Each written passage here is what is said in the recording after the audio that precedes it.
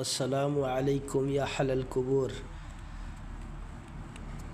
যেখানে আমাদের নবীজি হজরত মুহাম্মদ সাল্লাল্লাহু আলাইহি ওয়াসাল্লাম শুয়ে আছেন মদিনাতে, সেই মদিনাতে যে জান্নাতুল বাগি, আমরা সেখানে এসেছি ইনশাআল্লাহ। আলহামদুলিল্লাহ আলহামদুলিল্লাহ। আল্লাহ আমাদের সবাইকে কবুল করুক। আল্লাহ, এই জায়গাটায় এসে জাহানটার ভিতরটা শান্তি হয়ে গেল। মানে জীবনে ভাবতে পারিনি যে এরকম জায়গায় আসতে পারবো, তো আল্লাহ কবুল করেছে। আপনারা সবাই নিয়ত করবেন, যে মনের থেকে আল্লাহ নিয়ত করবেন। নিয়ত করে রাখলে আল্লাহ যে কোনো পরিস্থিতিতে আপনাদেরকে ওইখানে নিয়ে যাবে।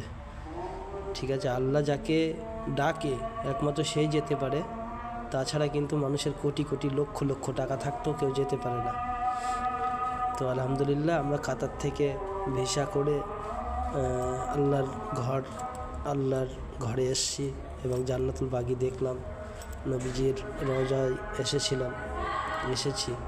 আপনারা সবাই দোয়া করবেন, আমিও আপনাদের জন্য, সবার জন্য দোয়া করব ইনশাআল্লাহ। আপনারা যেন আসতে পারেন।